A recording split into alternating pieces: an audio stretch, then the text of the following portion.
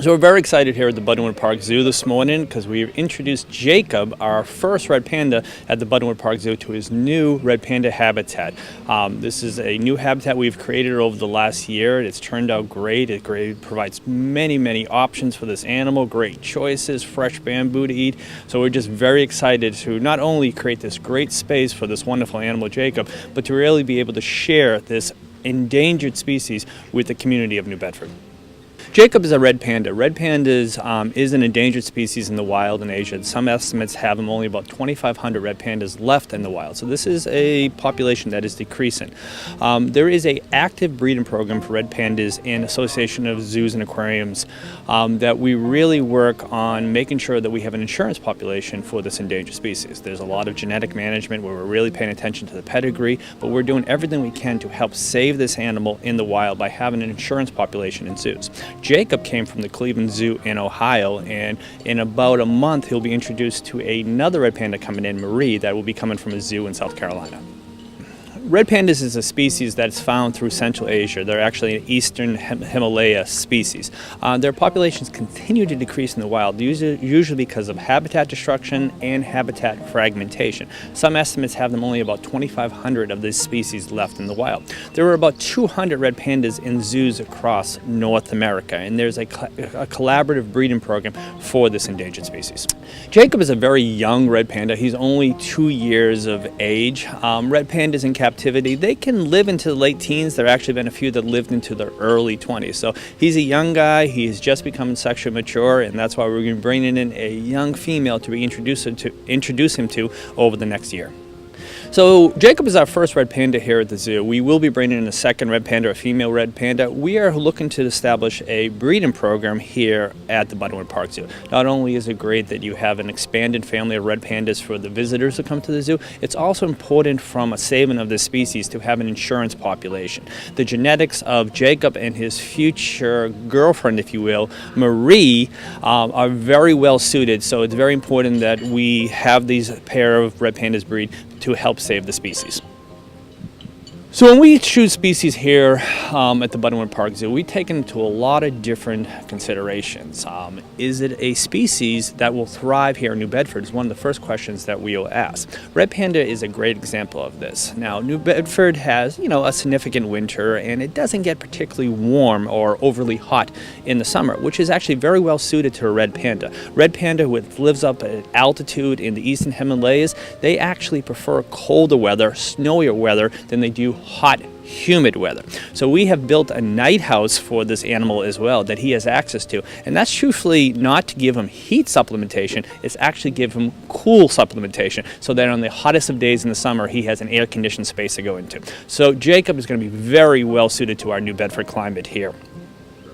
A lot of people don't realize that when you are moving animals across the country from zoo to zoo for breeding programs, there's a couple different transportations. Sometimes if it's a large animal like an elephant or giraffe, there are specialized trails and trucks that are used. An animal like Jacob, which is a very small animal relatively speaking compared to an elephant, you can actually ship them on commercial airlines. We have a lot of programs we have developed with the commercial airlines. So there's a good chance that one of these times that you've been flying across the country, there could have been a red panda in the cargo space, in the air-conditioned cargo space. There could have even been a tiger or a jaguar. So most of the time we use commercial airlines to transport the animals, but it's a very safe program and it's a very science-driven program on how we transport the animals.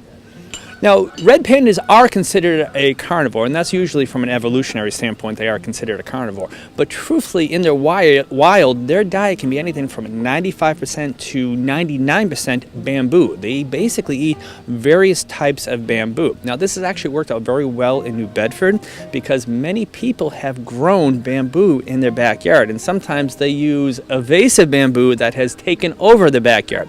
So we have set up a program with many people in the community. We vet them to make sure they're not using pesticides or anything that would harm Jacob, but we go out and we harvest that bamboo from the yards to feed to Jacob on a daily basis. Now, an added bonus to this is it's a green plant that grows all year round, and species like our elephants also enjoy it as well. So not only did we do it for the red pandas, we do it for some of our larger residents like Ruth and Emily, our elephants, as well. In 2016, the Buttonwood Park Zoo unveiled its new master plan, and since that time we've opened 4 new experiences. We have expanded our Asian elephant habitats for Ruth and Emily. We opened our very dynamic Rainforest Rivers and Reefs building, our Charlie's Nature Play area down in the farmyard, and this is the 4th experience, 4th habitat that we've created here at the Buttonwood Park Zoo since 2016. In the next few years, we have a lot that's going to continue to happen. We're actually going to be making a second Red Panda habitat that they're going to be able to have choice every day to go back and forth between. We're going to be building a dedicated Asian aviary, to really focus on endangered bird species of Asia. And we're also going to be building a brand new education center and an animal ambassador area. Our animal ambassador area is where visitors can get up close and personal to many of the species we use in our education programs.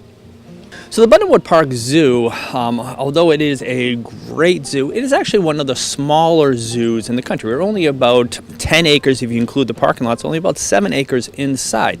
That hasn't prevented us from being significantly involved in conservation programs, education programs. And although we are a small-sized zoo, there is a lot to see at the zoo.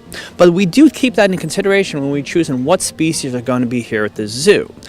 We usually trend towards smaller species that we can give multiple habitat choices that are going to do well in our climate. So although we are 7 acres and this is what we plan to be for the foreseeable future, we still have a lot of space that we can use here at the zoo to make it even more enticing to the community.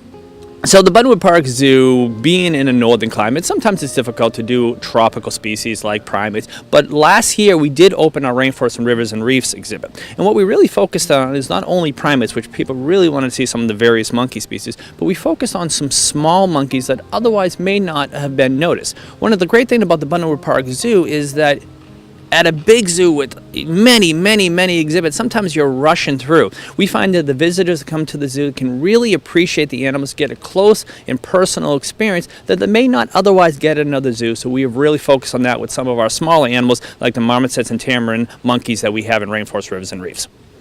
A lot of people who've already seen Jacob in his habitat realize that he's kind of slow moving around. He's very selective of the steps he's making and where he's going. And that's a little deceiving. He's a curious animal, but he's also a very cautious animal. That doesn't mean he can't move quickly. They actually can move very quickly, and there's some visitors have actually seen that already this morning, that either if he is going after something or he feels threatened by something, they can be incredibly fast and deceivingly fast, if you will, to get away from a situation. Although in the wild they mostly eat bamboo species, they still have carnivore tendencies, so oftentimes they may go after birds or small mammals that will come through their habitat. So that is something to keep in mind. This is one of the reasons that you wouldn't mix a lot of other species, like we wouldn't be putting birds with our red panda, Jacob.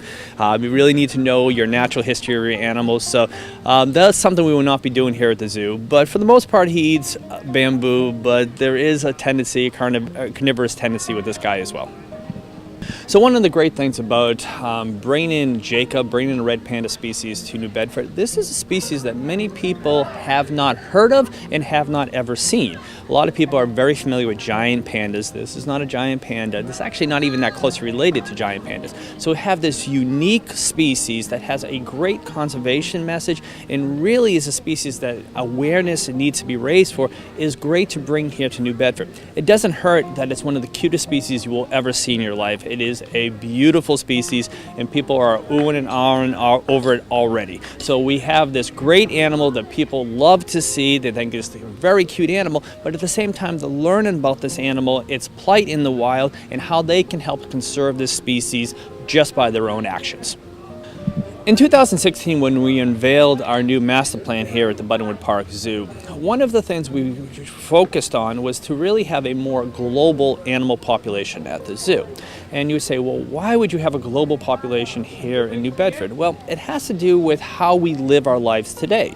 we are much more globally influenced, from our digital reading on our phones to even the product choices. A lot of people don't realize that some of the product choices you're making, they're not coming from the United States. They're coming from areas similar to where Jacob the red panda is native to. A lot of our paper choices, a lot of our product choices are coming from this area, and our consumer choices on a daily basis can have direct impact on the conservation of species in the wild. So that's why we really want to have a more global animal population here at the Buttonwood Park Zoo, not only to bring the wonder of wildlife from around the world to the community of Bedford, to really talk about what it means to be environmentally responsible in our everyday life and how our choices can affect or impact wildlife throughout the world. So the Buttonwood Park Zoo, definitely not going to be one of the largest zoos in the country, but it doesn't mean we can't be an incredibly impactful zoo. We really focus on three areas when we talk about the zoo, when we talk about the zoo programs. First off, we always want to make sure we provide the best animal welfare, best animal care, and we strive to do that on a daily basis through our animal activities, our taking care of our animals, to all the veterinary science and other sciences that we apply to our zoological management. The second area we really want to focus on, and we've had a lot of success with, is our environmental education programs. Today's world, so many children are not connected with nature. They live in urban environments. They spend their day in front of a digital screen. To have this beautiful place in New Bedford, the community come to not only see the animals, but to learn about nature and to interact with nature, and in our case, interact with wildlife, is incredibly important because we're becoming more and more disconnected to the wild world.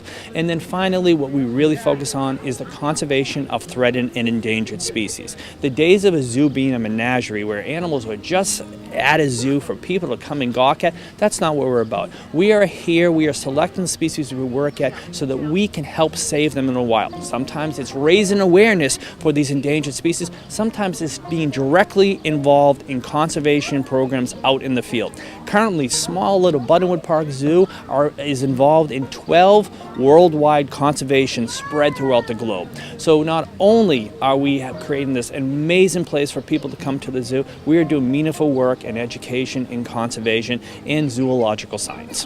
One of the things we always hear at the Buttonwood Park Zoo, oh yeah, I grew up with the Buttonwood Park Zoo, I used to come there as a kid. Well, one of the things we would really tell you is you probably want to come back. The zoo that you grew up with, it's not the same zoo today. We have done so much work. We have really expanded our habitats and really created the quality programs. And it's still a great place to bring young children. That's our number one visitor that comes to the zoo, is young children. But we have so many programs. We have nighttime programs. We have adult programs. We have events that cater to the entire community. So if you haven't been to the zoo, you really need to come. Not only to see these wonderful species like Jacob the red panda and our wonderful primate species in our rainforests and rivers and reefs exhibit, is to really experience what is a gem in New Bedford. And it really, every time you come, there'll be something new because we are working really hard to make this one of the best small zoos in the world.